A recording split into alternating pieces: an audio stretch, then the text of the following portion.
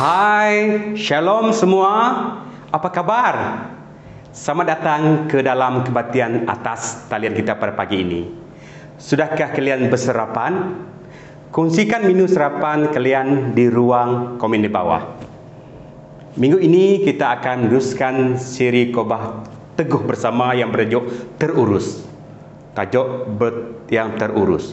Setiap orang percaya dipanggil untuk melayani dalam keluarga Tuhan, dalam kekudusan. Oleh itu, hari ini kita akan masuk kepada mesej terurus. Kita akan masuk kepada mesej terurus untuk melayani sebagai keluarga Tuhan. Mari kita dengarkan dan belajar dari keluarga bangsa Israel, dari buku Kebilangan. Seperti biasa, minggu ini saya ada beberapa pengumuman. Yang pertama, mari kita bersukacita memberi kepada kerajaan Tuhan. Anda boleh memberi melalui bank transfer secara atas talian, Sarawak Pay dan Duit Now QR. Senarai bank dan e-wallet yang terlibat adalah seperti yang tertera pada skrin. Sesungguhnya, setiap kesempatan untuk memberi merupakan anugerah daripada Tuhan.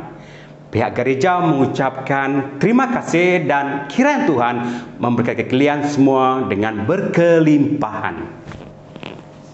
Yang kedua pada 28 Januari Jumaat jam 8 malam kita ada mesbah doa. Mari kita bersama berdoa sebagai satu keluarga pengharapan melalui Zoom. Link Zoom akan diberikan kemudian. Yang terakhir, kita tidak ada kebaktian gereja pada Ahad 30 hari bulan Januari. Ahad pada 30 bulan Januari. Tetapi kebaktian online akan diadakan seperti biasa pada pukul 10.30 pagi. Kebaktian di gereja akan dimulai kembali pada 6 hari bulan Februari jam 9.30 pagi. Sekian saja pengumuman pada minggu ini. Tuhan memberkati semua. Haleluya, shalom semua saudara-saudari di dalam Kristus. Mari kita pada saat ini, pada hari ini, kita mau datang kepada Tuhan, membawa hati kita, memuji dan menyembah Tuhan pada pagi ini. Amin. Dimanapun kita berada, kita mahu sama-sama datang kepada Tuhan, memuji dan muliakan nama Tuhan. Di dalam Filipin 4 ayat 13 menyatakan, segala perkara dapat kutanggung di dalam Dia yang memberi kekuatan kepadaku. Di dalam Tuhan Yesus Kristus ada kekuatan, ada kemenangan di dalam Dia. Amin. Haleluya. Terima kasih Tuhan. Haleluya Yesus.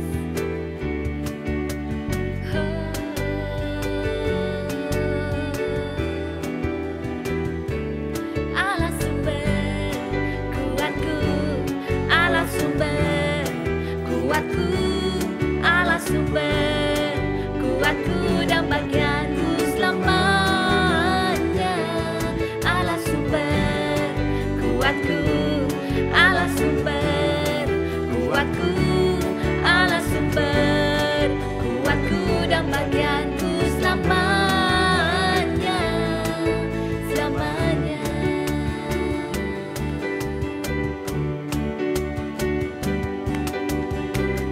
Hanya Kau milikku di syurga, tiada yang ku ingin di bumi, hanya Kau. Tak ku andalkan kekuatanku, namun yang pasti Kau tetap selamanya. Allah sumber kuatku, Allah sumber kuatku, Allah sumber kuatku dan bagianku selamanya. Allah sumber kuatku, Allah sumber kuatku, Allah sumber kuatku dan bagianku selamanya, selamanya.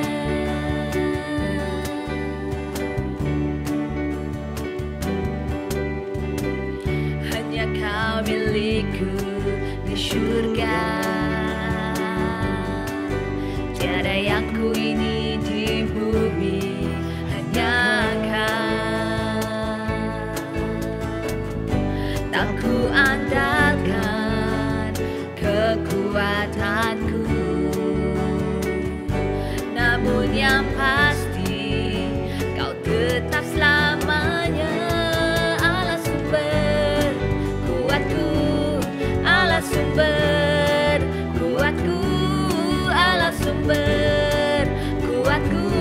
bagianku selamanya.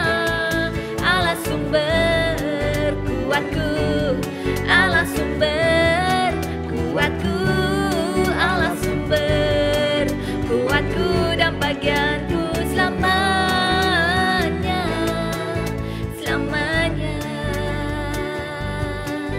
selamanya,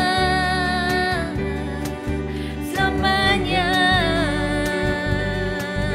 selamanya. Oh, selamanya Kau Yesus, Kau pengharapan kami, Kau kekuatan kami. Selamanya Kau Yesus, Allah sumber kemenangan kami.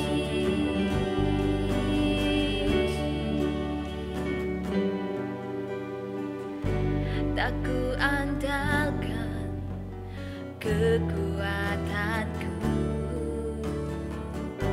namun yang pasti Kau tetap selamanya. Tak ku andalkan kekuatanku, namun yang pasti Kau tetap selamanya. Allah sumber kuatku, Allah sumber kuatku, Allah sumber kuatku dan bagianku selamanya. Allah sumber kuatku, Allah sumber kuatku, Allah sumber kuatku dan bagianku selamanya, selamanya, selamanya, selamanya.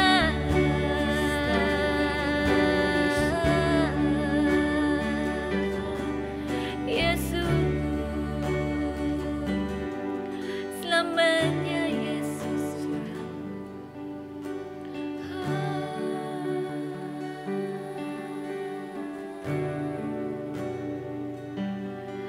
Haleluya, selamanya.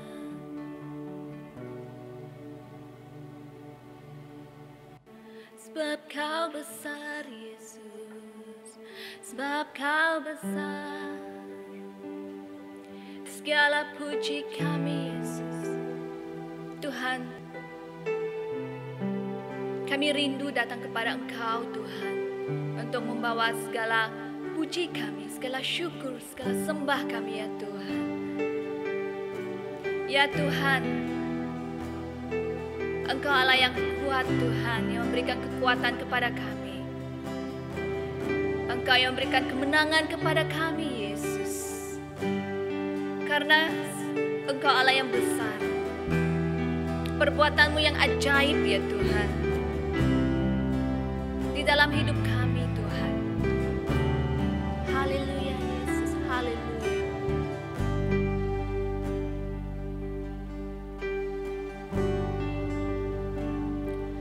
Ku beri kemuliaan dan hormat, ku angkat suara pujian, ku agungkan nama-Mu, ku beri kemuliaan dan hormat, ku angkat suara pujian, ku agungkan nama-Mu. Sebab Kau besar, perbuatan-Mu ajaib, tiada seperti Engkau, tiada seperti Engkau. Sebab Kau besar, perbuatan-Mu ajaib, tiada seperti Engkau, tiada seperti Engkau.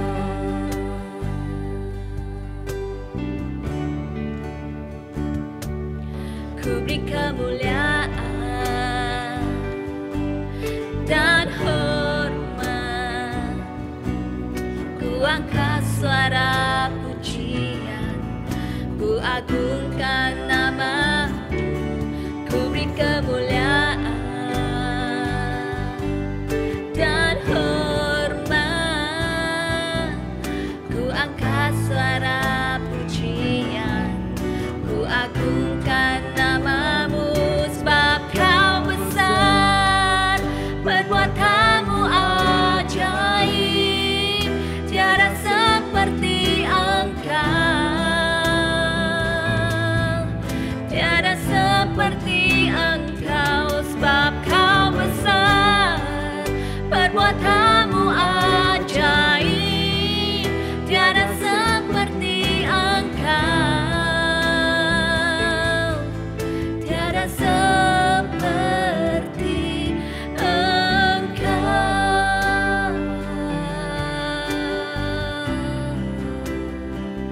Haleluya Yesus, tiada seperti-Mu Tuhan, tiada seperti-Mu, perbuatan-Mu ajaib, sebab Kau besar ya Tuhan. Segala puji, segala hormat hanya padamu, hanya padamu. Kami membawa sembah kami Tuhan, kami membawa syukur kami membawa Tuhan, hati kami datang kepadamu. Oh Yesus, terima kasih Tuhan, karena Kau yang besar, perbuatan-Mu ajaib. Oh Yesus, terima kasih Tuhan. Haleluya. Oh,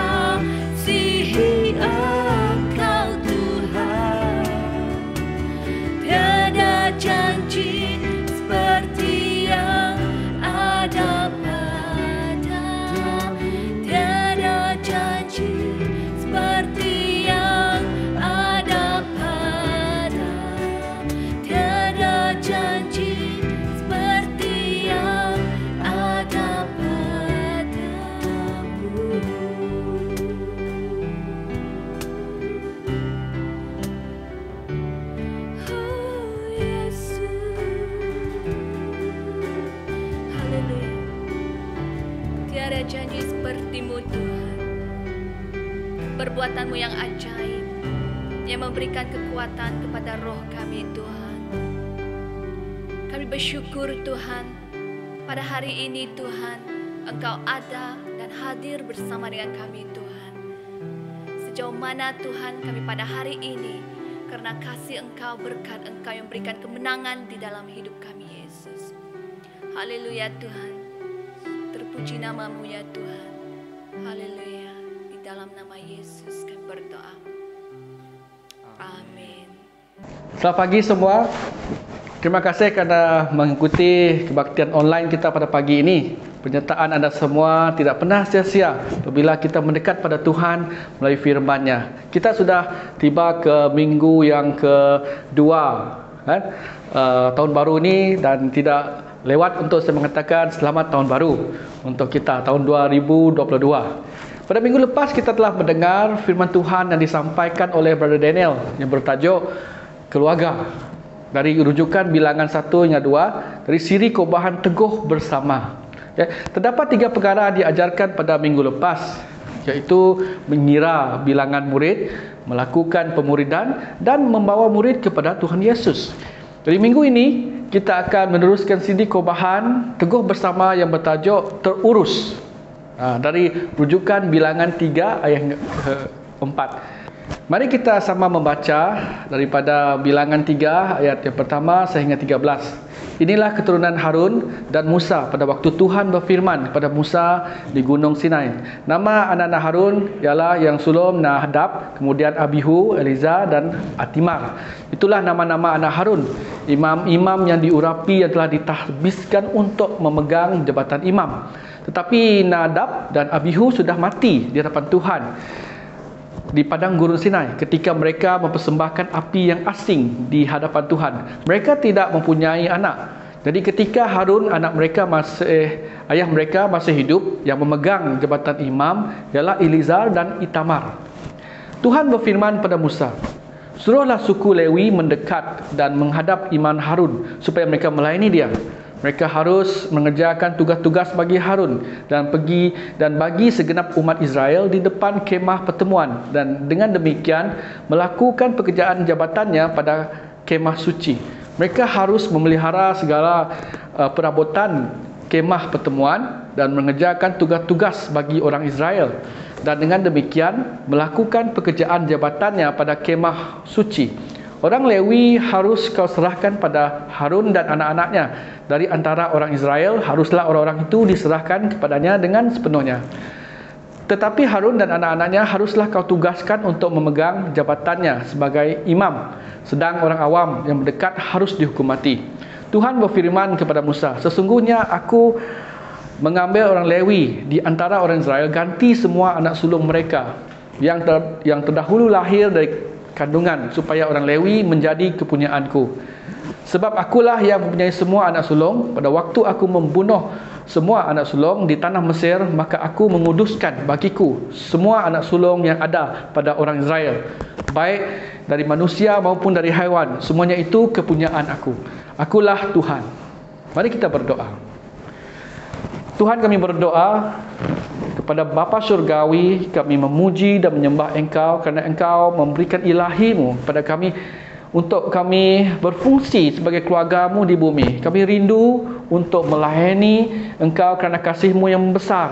Kami tahu kami adalah anak-anak-Mu, dan kerana ada dunia yang menderita dan memerlukan pengharapan dan kasih Engkau yang terbesar. Di dalam nama Tuhan Yesus kami telah berdoa. Amin. Setiap orang yang dipercaya dipanggil untuk melayani dalam keluarga Tuhan. Dalam kekudusan seperti ayat 3, anak-anak Harun, imam-imam yang diurapi, telah ditasbiskan untuk memegang jabatan imam. Oleh itu, hari ini kita sampai pada mesej kita perlu terurus untuk melayani Tuhan. Perkara utama saya hari ini adalah untuk kita teguh bersama, kita perlu terurus dalam melayani Tuhan. Kita akan melihat perkara ini pada 3 bahagian. Yang pertama, setiap orang percaya direncanakan oleh Allah. Jika seseorang melihat setiap satu dari ini, dari Musa sehinggalah Harun dan anak-anaknya, kepada suku Lewi yang lebih besar, setiap aspek kehidupan dan fungsi mereka diurus dalam jemaat oleh satu individu, yaitu Kristus Yesus. Dan dialah pembebas, pemberi kebenaran dan pemimpin kita. Dialah penjaga tempat kudus. Dialah pengantara perjanjian. Dan dialah juga adalah anak sulung yang melayani demi umat Allah Bapa. Dan inilah membuat rancangannya cukup unik dan luar biasa, yaitu pekerjaan Tuhan di dalam Kristus untuk umatnya. So diselamatkan kerana kasih Tuhan, berpelayanan kerana kasih Tuhan. Ramai orang Kristian tidak tahu tentang panggilan mereka dalam Tuhan selain daripada penyelamatan, dan tidak ada lain. Zakaria, bapa kepada Yohanes Pembaptis, menubuat tentang hal ini apabila ada bercakap tentang kedatangan Yesus Kristus. Dalam Lukas yang pertama ayat 74 hingga 75, supaya kita yang terlepas dari tangan musuh dapat beribadah kepadanya tanpa takut dalam kekudusan dan kebenaran di hadapannya seumur hidup kita. Saudara-saudari, ini bermaksud setelah kita bebas dari musuh dan beroleh keselamatan, kita sebenarnya diurus untuk beribadah kepadanya tanpa rasa takut dalam kekudusan dan dalam kebenaran di hadapannya seumur hidup kita. Ia adalah komitmen pribadi dan bertujuan kepada Tuhan Yesus. Kerana ramai orang Kristian tidak mengetahui panggilan sebenar mereka dalam Tuhan, mereka lebih berfungsi sebagai pengguna dan bukannya penyumbang kepada kerajaan Tuhan. Kebaktian gereja menjadi satu bentuk rekreasi, dan anda boleh pilih sama ada turun ataupun tidak pada hari Ahad, dan ataupun menyertai sukan lain, ataupun pergi berkelah pada hari Minggu. Itu saja. Tapi setiap orang yang percaya dipanggil untuk berpelayanan. Ada suatu yang dipanggil persaraan apabila anda bekerja mencari sumber pendapatan. Tetapi dalam kerajaan Tuhan tidak ada persaraan. Kita hanya bersara daripada berpelayanan kepada Tuhan apabila kita mencapai garis akhir, iaitu apabila Tuhan itu telah memanggil kita. Jadi walaupun anda telah bersara daripada profesion anda, ingatlah, anda sebenarnya telah mengumpul bertahun-tahun pengetahuan, kebijaksanaan, kematangan dan kepakaran anda. Anda adalah rumah pembenaran. Jika anda tujuannya pada Tuhan, anda masih punya misi. Oleh itu, anda belum mencapai garis akhir kerana anda masih hidup. Jadi, anda masih cukup bernilai. Di dalam gereja, apabila kamu bersara, tidak bermakna hidup kita akan hilang tujuan dan makna. Kita masih ada misi Tuhan. Walau bagaimanapun, jika dalam pekerjaan ataupun profession anda bersara, anda ditinggalkan dengan keadaan kosong tanpa tujuan dan makna. Apabila anda hidup sebagai warga emas, kita sebenarnya mempunyai tahun-tahun keemasan, tahun kebijaksanaan untuk disampaikan pada golongan-golongan muda. Anda mungkin tidak mempunyai tenaga dan kekuatan, tetapi peranan anda bukan untuk membawa barang-barang berat, tetapi untuk menyokong dalam kebijaksanaan dan pemantauan. Inilah yang Tuhan katakan pada orang Lewi berumur lebih pada 50 tahun. Di dalam bilangan 8 ayat 25 hingga 26. Tetapi jika ia berumur 50 tahun, haruslah ia dibebaskan daripada pekerjaan itu, sehingga tidak usah lagi ia bekerja lebih lama lagi. Ia boleh membantu saudara-saudaranya di kemah pertemuan dalam menjalankan tugas mereka. Tetapi tidak usah lagi ia menjabat pekerjaan itu. Demikianlah harus dilakukan kepada orang Lewi mengenai tugas mereka. So, yang kedua, setiap orang percaya dipanggil untuk melayani Tuhan. Berpelayanan sebagai keluarga Tuhan. Harun dan keluarganya dan semua orang dari suku Lewi dikhususkan untuk berpelayanan. Kita juga dipanggil untuk berpelayanan kerana kita adalah milik keluarga Allah, milik gereja Kristus Yesus. COVID ini sudah memburukkan keadaan kerana semakin ramai orang Kristian telah berundur ke dalam golongan Kristian yang individualistik dan mementingkan diri sendiri. Selesa untuk duduk di rumah, gereja digital, dan hilang minat untuk mengetahui terdapat lebih banyak perkara penting untuk mengikut Yesus Kristus dan bukan sekadar mengikuti pelayanan dalam talian sahaja. Memang kerana COVID, kita kebanyakannya tidak dapat bertemu secara fizikal. Tetapi apabila tiba masa untuk kita meregangkan diri, untuk interaksi fizikal tubuh Kristus, gereja mesti komited untuk bertemu secara fizikal dan berpelayanan kepada Tuhan bersama-sama untuk memenuhi amanat agung Tuhan. Alkitab memberi kita pandangan yang tinggi tentang panggilan Tuhan yang mulia, keluarga Tuhan sebagai keluarga yang melayani Tuhan bersama-sama. Sesungguhnya ada panggilan yang tinggi, keistimewaan dan tanggungjawab yang mulia menjadi umat Tuhan. Yang kedua, B, melayani antara generasi. Dalam Bilangan 4 ayat 2 hingga 3, hitunglah jumlah Bani Kehat sebagai suatu golongan tersendiri di antara Bani Lewi menurut kaum-kaum yang ada dalam puak mereka. Hitunglah yang berumur 30 tahun ke atas sampai yang berumur 50 tahun. Semua orang yang kena wajib tugas supaya mereka melakukan pekerjaan di kemah pertemuan.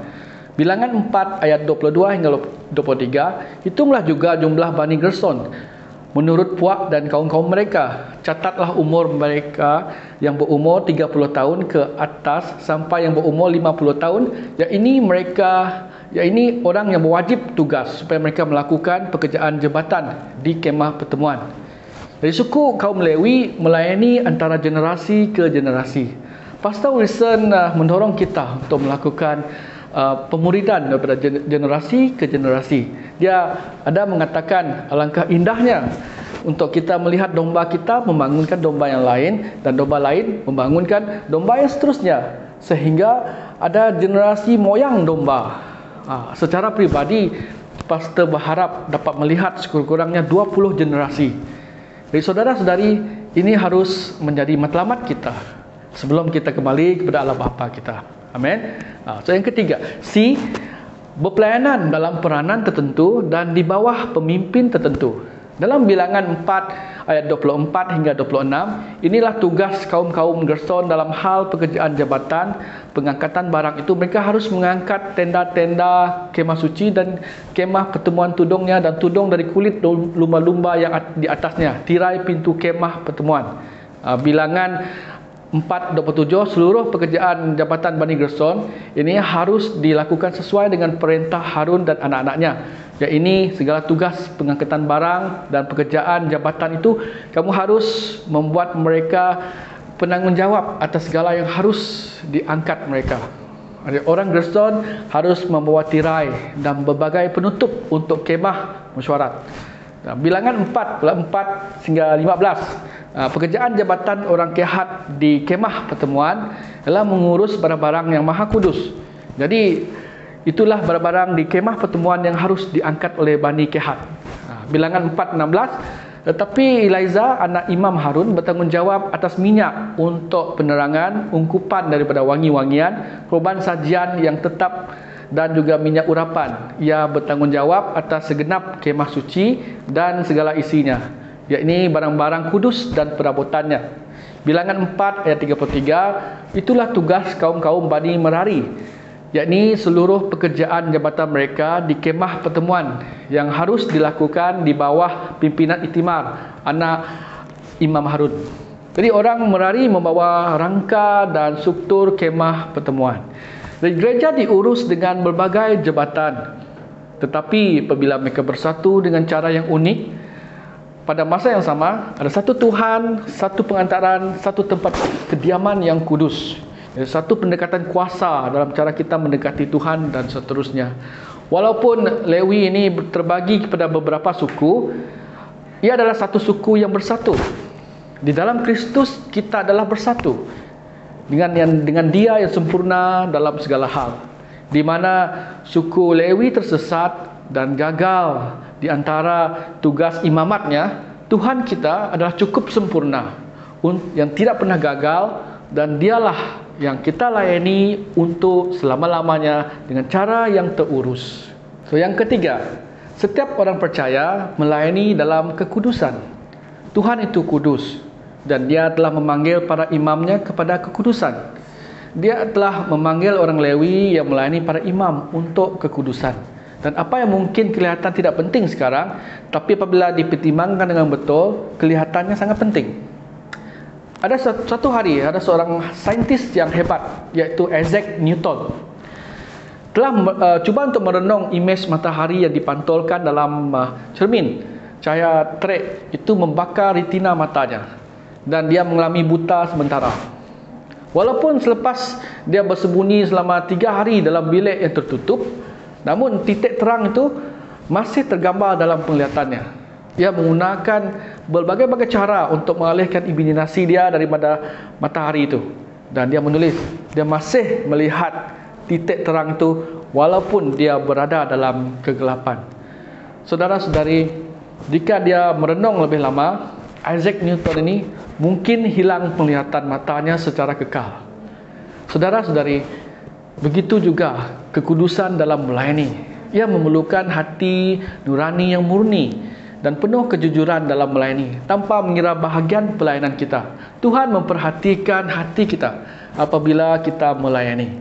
Dalam Bilangan 4 ayat 17, Tuhan berfirman kepada Musa dan Harun dalam ayat 18, perhatikanlah supaya puak Kehat dan kaum-kaumnya jangan musnah, binasa daripada tengah-tengah orang Lewi. Inilah yang harus kamu lakukan bagi mereka supaya mereka tinggal hidup dan jangan mati. Apabila mereka mendekat ke barang-barang maha kudus, Harun dan anak-anaknya haruslah masuk ke dalam dan menempatkan mereka masing-masing di tempat tugasnya dekat barang yang harus diangkat. Tetapi janganlah orang Kehat masuk ke dalamnya untuk melihat barang-barang kudus itu, walaupun sesaat pun nanti mereka mati.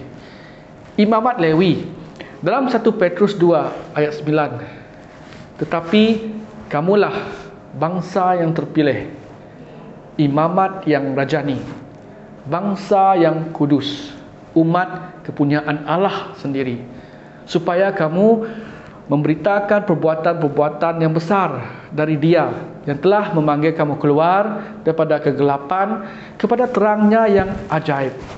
Kamu yang dahulu bukan umat Allah, tetapi sekarang telah menjadi umatnya. Yang dahulu tidak dikasihani, tetapi sekarang telah boleh belas kasihan. Mari kita berdoa. Bapa kami yang di syurga, kami bersyukur kerana firman Engkau cukup mulia, cukup agung, supaya kami dapat kembali kepada Bapa kami di syurga di dalam pelayanan kami.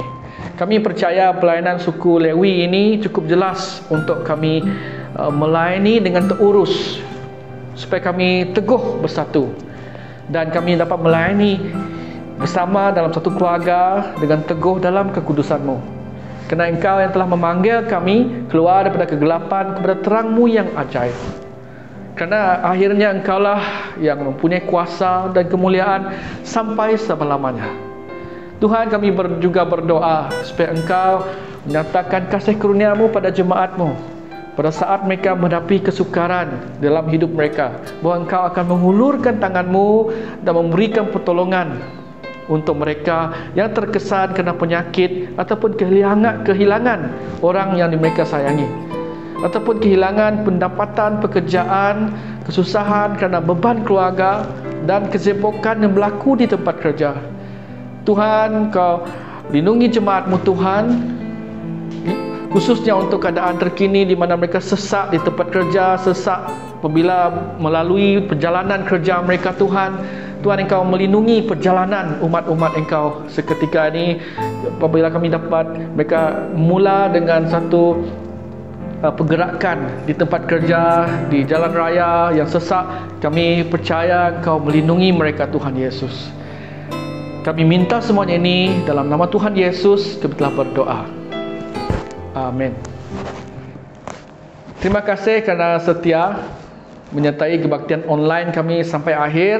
Sekiranya anda terdorong dengan firman Tuhan ini, anda boleh share link ini dengan keluarga anda ataupun kawan-kawan di tempat kerja ataupun jiran-jiran di tempat anda tinggal. Sekian, terima kasih. Tuhan memberkati semua.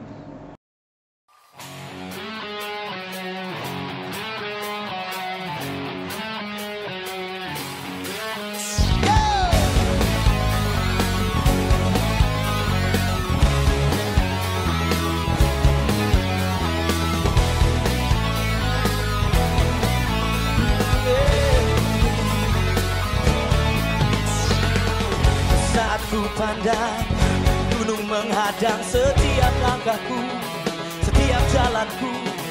Jiwaku pun bangkit, imanku pun bangkit. Kau besertaku, kau menjagaku. Tak usah ku takut, kau bersamaku. Hadiratmu nyata, menenangkan jiwa. Tak ada yang mustahil, tak ada yang tak mungkin. Kau besertaku, kau menjagaku.